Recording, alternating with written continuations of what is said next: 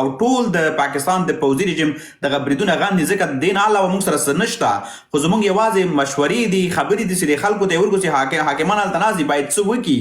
ځکه دغه ډول چې دوی روان دي دغه پالیسي مطلقه غلطه ده او د افغانستان په تاوان باندې ده. ښاغلی انجینر صاحب جوړ په خیر ستړي مه شئ مهرباني وکړئ ستاسو خبرې اورو. سلامونه نیک هیلې ټولو په ټولو خواو باندې خبرې وکړلې. یو څه چې باید دلته وویل شي چې پاکستان کې کوم وړه پیښه کېږي نو هغه پړه په افغانستان باندې چې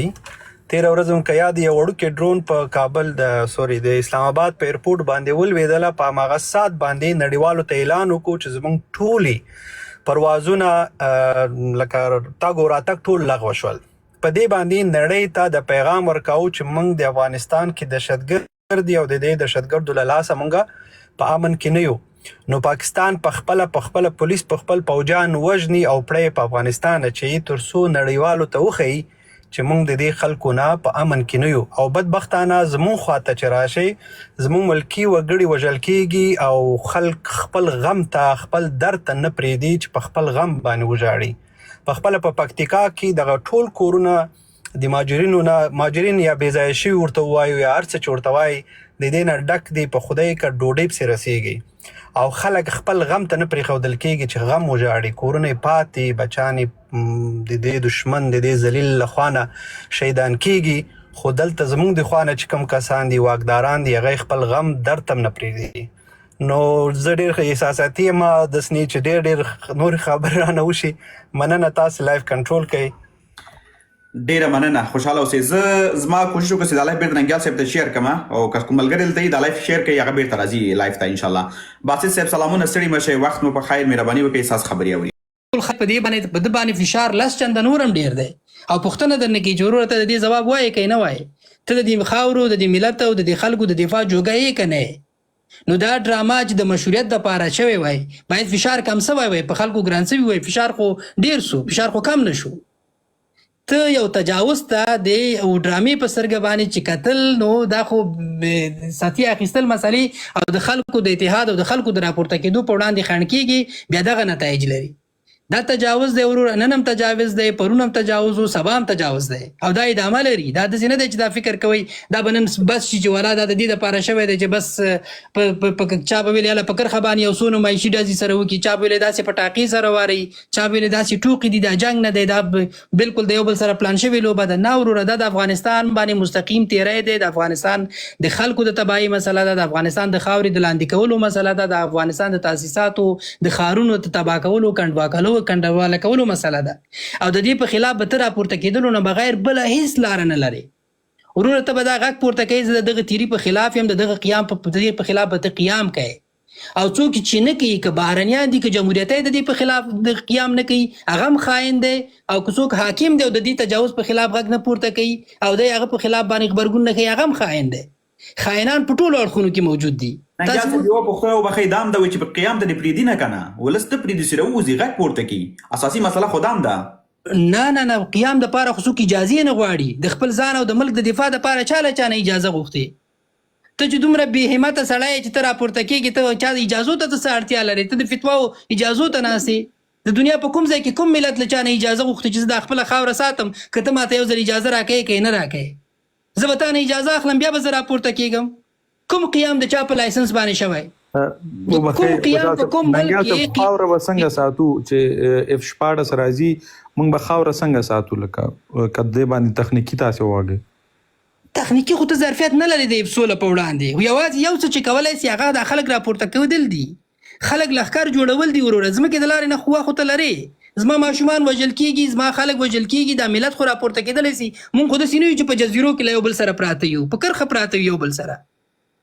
ته چې سبا ستا ښارونه او دغه خلک د هوایي الوتکو لاندې د بمبار لاندې راځي خو دا ملت خو په لاس کې یو څه لري که نه دی خو یو څه کولی سي چې داسې د دغو سره په مقابل کې ودرېږي. ته خو داسې نه یې چې له ما نه زرګونو کیلومتره لرې یوازې هوایي بمبار کوي زما لاس نه در رسېږي. صحیح ده ته به سوپیریر یې په هوایي لارې نه به ستا قوه برابره یي خو د ځمکې د لارې نه خو بیا ته نه یې. ته اوس که خلکو ته وایې چې نه ته خاموشه پاتې شه چې نه دا څه خبره نه ده ته بس دا ډرامه ده او دا یوازې د خپل خلک په تا ګرانوي نو دا خپل خلک یې پې ګران کړل که پې تباه یې کړل. اوس خو ټولو ته دا سوال را ولاړ دی چې وروره دا اوس ګورئ د اختر پیغام چې نن د دې سړي راغلی تا د دې شیخندنه ولې نه ده کړې ټول خلک دا پوښتنه کوي که نه کوي زه یم کوم ته یم کوي په هر څوک کې کوي خو زما او ته مکلفیت او درجه په دې لوړه ده چې ما تجاوز هم غندلی او زه په دم انتقاد کوم چې ته غږ ولې نه پورته کوې نورو تجاوز نه دی غندلی د پاکستان په خلاف غږ نه دی پورته کړی یوازې دته دوامداره ویلي چې ته ولې غږ نه پورته کوې مونږ وایو وروره نه دا هر څوک چې د دې په خلاف خاموشه پاتې کېږي دې تجاوز ته تجاوز نه وایي او د تجاوز غوندې چلن نه ورسره کوي هغه خاین دی هغه که په واک کې دی که د واک نه باندې دی که په افغانستان کې دی که د افغانستان نه بهر دی د تجاوز سره باید د تجاوز غوندې چلند وشي دا ښکاره تجاوز د دې په خلاف باندې وروره د هر انسان د هر افغان حق دی چې هغه غږ هم پورته کړي راپورته هم شي ملي قیام ته اړتیا ده باید څه نوع حمایت چې کولی شي د خپل ملت او د خپلو خلکو ساتنه چې دا د هر چا شرعي او مشروع حق دی لکه دا اوس په دې باندې بانې لټول او د خپلې بزدلۍ دپاره چې ولا دا خو داسې چل کېږي که زه دا کوم ما خو نه پرېږدي وروره چې تا نه پرېږدي بیا یې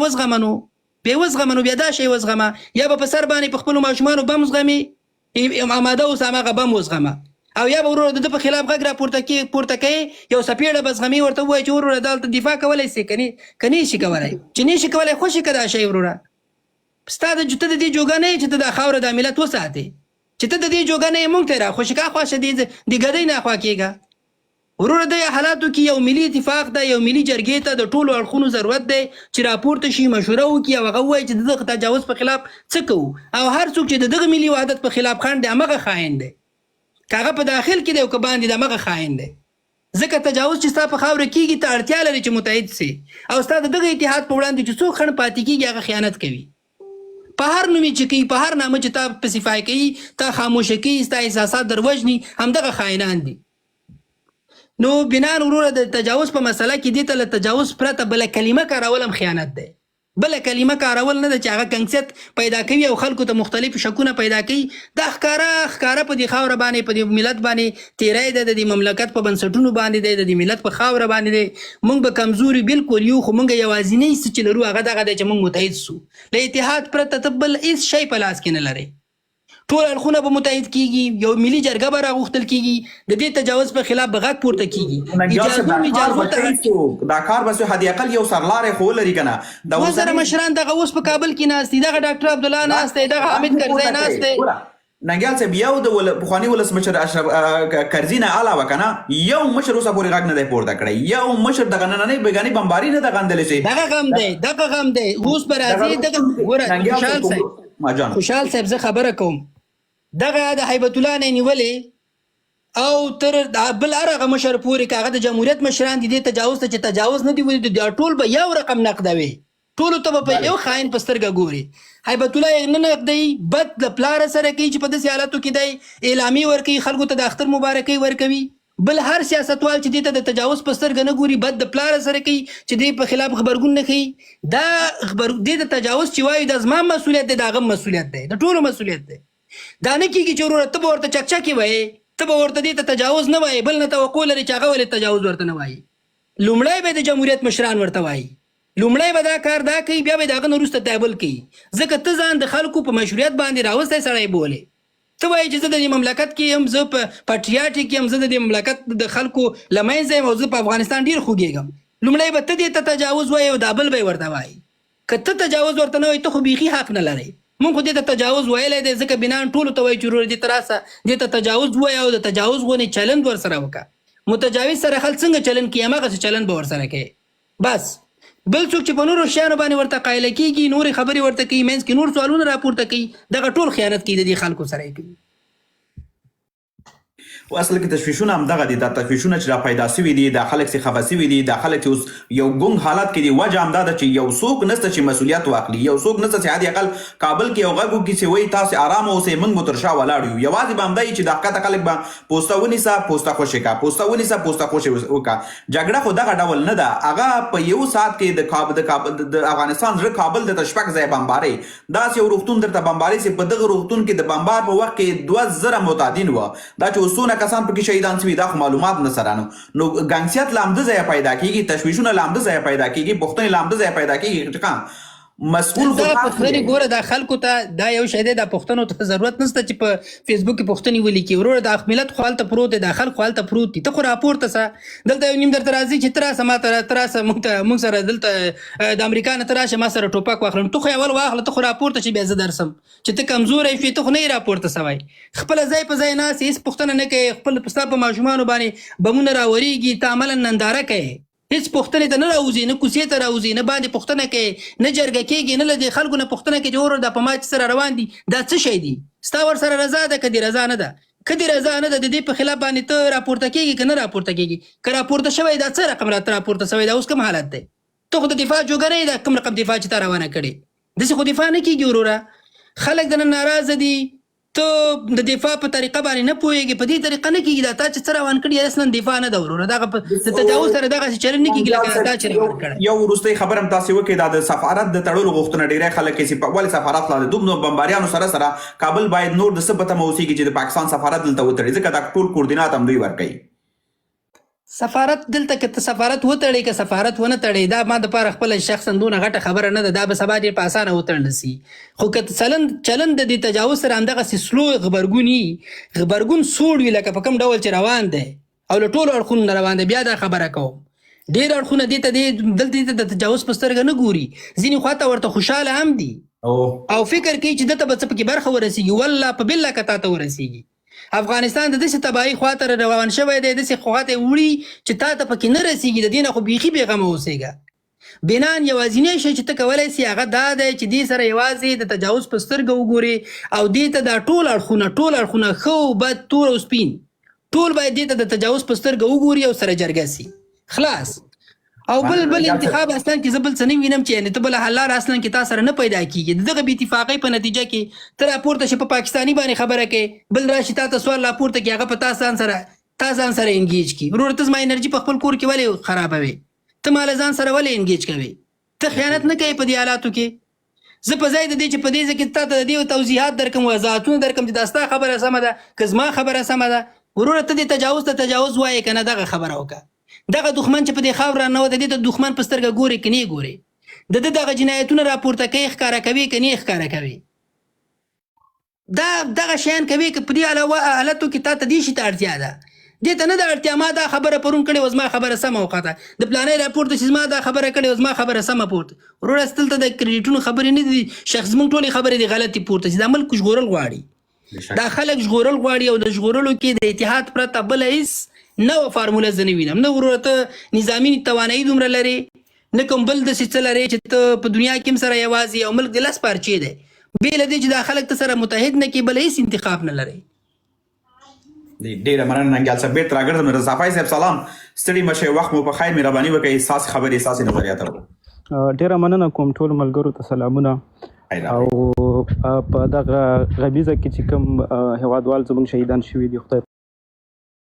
پاک د هغوی ته جنت فردوس نصیب کړي او زخمیانو ته عاجله شفا غواړم. په ټولو برخو باندې ټولو ملګرو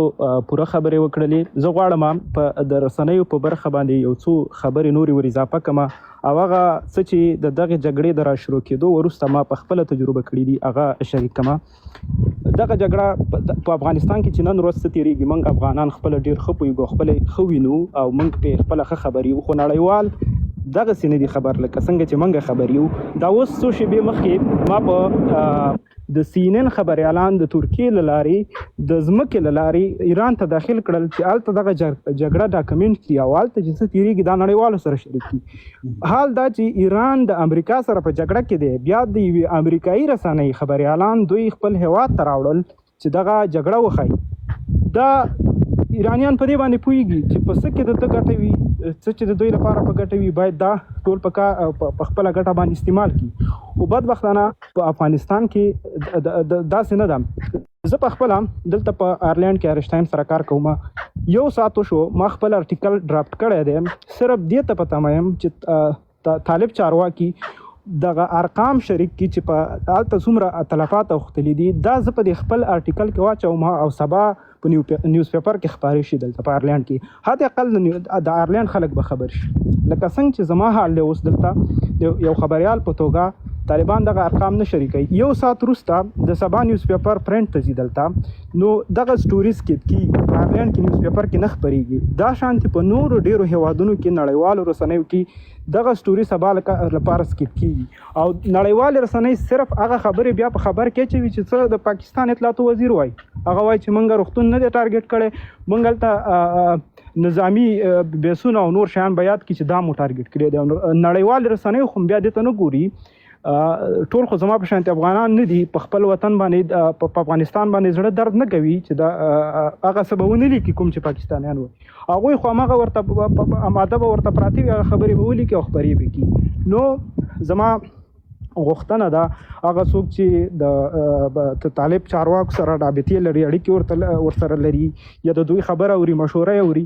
دغه خبره ورسره باید شریکه کړي چې د دغه په افغانستان کې چې هر برید کیږي ملکی تلفات اوړي، د دغه ارقام باید په وخت او زر شریک شي تر څو نړیوالې رسنۍ په هغه شیبه راواخلي او په ده باندې ارټیکلونه ولیکي. نو د دې مخه به ونیول شي چې کوم پاکستانیان دروغ وایي هغه خپاره نه شي. ډېره مننه کوم. ستاسو اواز نشته خوشحال صاحب. ښه مننه صافی صاحب، کور د ودان ډېره ښه موضوع ته اشاره وکړله. ما په سر کې په همده باندې خبرې وکړلې او دا ډېره مهمه موضوع ده. اصل کې چې دا پاکستان لږ برات مخکې په نړیوال سټیج باندې وجه همدا رسي، هغوی خپل تبلیغات کوي. بدبختانه زموږ تبلیغات په هغه ډول نړیوالو ته نه رسېږي یا نړیوال سټیج باندې انعکاس نه پیدا کوي چې د ټولو تر غوږو پورې ورسېږي. فدا سلامونه حاجي صاحب، فدا ستړي مه شئ، وخت مو په خیر. موضوع به مو